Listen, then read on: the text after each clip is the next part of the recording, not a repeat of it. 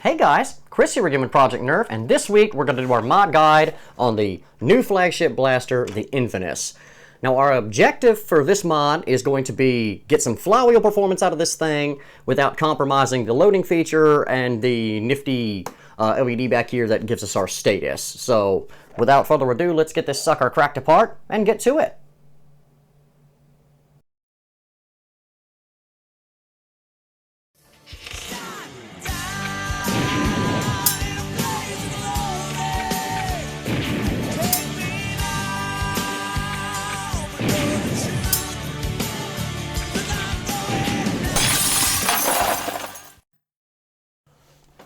Alright guys, so here it is, the Infinus, and so I've got the battery door here and the batteries out of it. We're getting ready to crack it open, and I think we can get some performance out of this blaster, though I would be remiss to tell you guys that my heart is really into this one. The cosmetics on this blaster is just not something that I genuinely feel like messing with. So, guys, this one is all for you. So, anyway, I'm going to get the screws out of this thing and get it opened up, and we're going to see what's going on in here.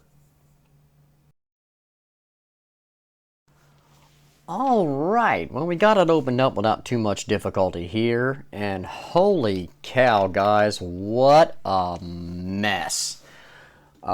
Just looking at things here, we've got just a ridiculous amount of dead space up here. Holy crap.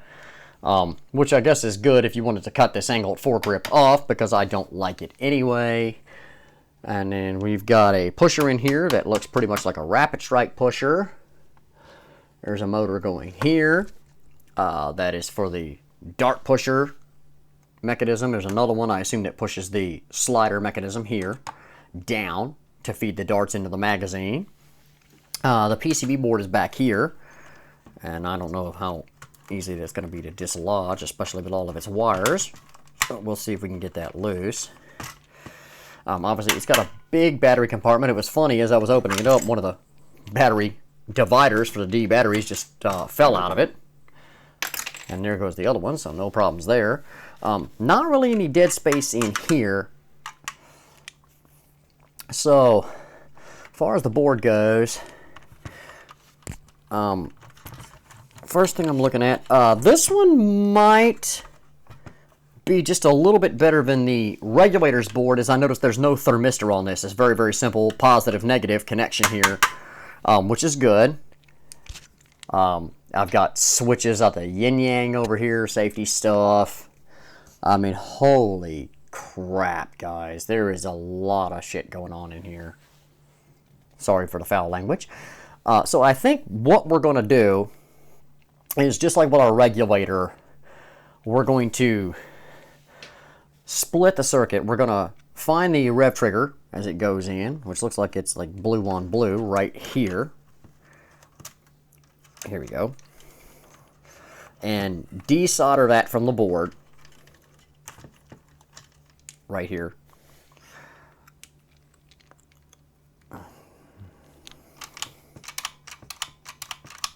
Actually, I take it back. Upon further inspection, this is the trigger switch, so we want to leave that alone. The blue wires are the trigger. We need these green wires right here, which run down to the rev trigger switch. Okay, so we're going to desolder the green wires. It's a green, and then there's a green one with a appears to be a black tracer on it. It's a white tracer, okay. But we're going to get rid of this switch. Plenty of room in here to put a big switch in, so that's cool. And get this off of the board. And then run our buck, just like we did on the regulator. Lots of room up here to put one, holy cow. Mike could even squeeze it in here on the back side. Don't know how well you can see it back here. Mike can put the buck right in there too, which would be pretty cool. Have to notch this thing out for some wiring. And just go quick and dirty. If we can upgrade the flywheels and motors on this thing and get some performance out of it, the fire rate is not the greatest in the world, and but I'm willing to forego that just to keep all of this system intact here, because holy cow, there's a lot going on in this blaster. So the cage, I recognize the cage immediately. It is a the same cage that goes in the ECS-10, and I believe the Rapid Red, correct me if I'm wrong in the comments, guys, but I think the Rapid Red's got the same cage, but this little, I call it a half cage with the exposed sides on the flywheels. So if we upgrade this to a set of good motors and a set of decent flywheels, we ought to be able to get pretty good performance out of this end of it, despite the long barrel, with its stock fire rate and loading mechanism still functioning after we use the step-down transformer to just feed this 5.5 or 6 volts. And all the rest of these internals should stay working just fine. So that's exactly what we're going to do. We're going to get this thing set up with a big micro switch, isolate this circuit, use our buck, and then hopefully we can get this thing running like we did our regulator. Sorry I didn't bring you in on the whole deal here, but you can see I've completed my modifications. So the first thing we did is took the Dremel and cut the bottom of this switch plate out with the original switch and dropped in one of our big ones. And I used the original screw boss that this thing mounted. It had a screw right there and a heavy screw to screw this down, and a little hot glue on the sides just to keep it from swinging. As you can see, that's nice and clicky. Everything works great there. Up here at the front on the flywheel cage, we've got our Neo Rhino motors in and a set of worker flywheels. Now you do have to do some work to this cage to get that to fit. You can see I actually had to cut the whole corner off to get these worker wheels in there. It's a really, really tight fit, so you're going to have to work that if you're going to go up on the flywheels. Okay, so our wires run through here. Down, I drilled little holes right in the bottom of the mag well here, where it's not going to interfere with the magazine at all. Ran them up, over. The positive lead comes down here to the switch. The other one runs up here with the negative and out through this hole that I drilled in the battery door. Okay, and on our XT60 connector, we have 2 sets of leads coming off, just like we did with the regulator, guys. So we got 2 positives and 2 negatives. The other 2 come off right here to our buck, to our step-down transformer. I had this set at 6 volts. I love you guys, so I decided I would sacrifice one and see exactly how much I could push the system to, and at 7.5 volts, it fired about 2 mags through it before it went on ahead and started burning stuff up. So I've got this set at 6. We're going to leave it there.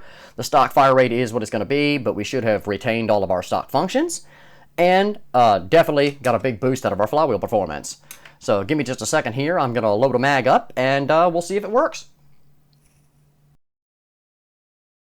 Okay, you see I got a 12 mag in here, and I got a few darts in there.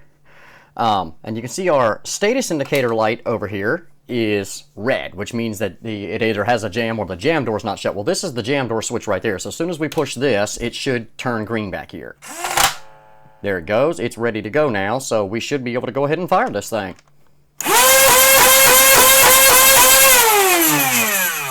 Okay, let's test the load feature.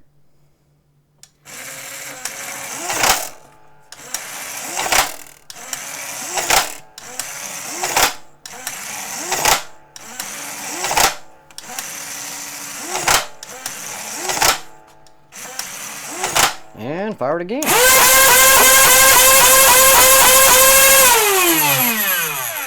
Yellow means it's ready to load. Jam door switch. So guys, we're going to button this thing up, do a real quick chrono test to see how much flywheel performance we got out of it, and call it a blaster. Alright guys, as you can see, we've got it working great. We put it up on the chrono. We got an average of 117 FPS, which is right where it should be with standard worker wheels and upgraded motors on the stock cage. Obviously, if you've got an upgraded cage, you can get considerable more power out of it. Wasn't a terribly difficult mod to do, and wasn't terribly costly either. We knocked this out pretty fast, just a couple hours time, and a few dollars worth of parts, and we've got just an absolutely sweet HVZ Infinus. I really like it. I hope you guys do too. Till next time, this is Chris for Project Nerf saying have a blast.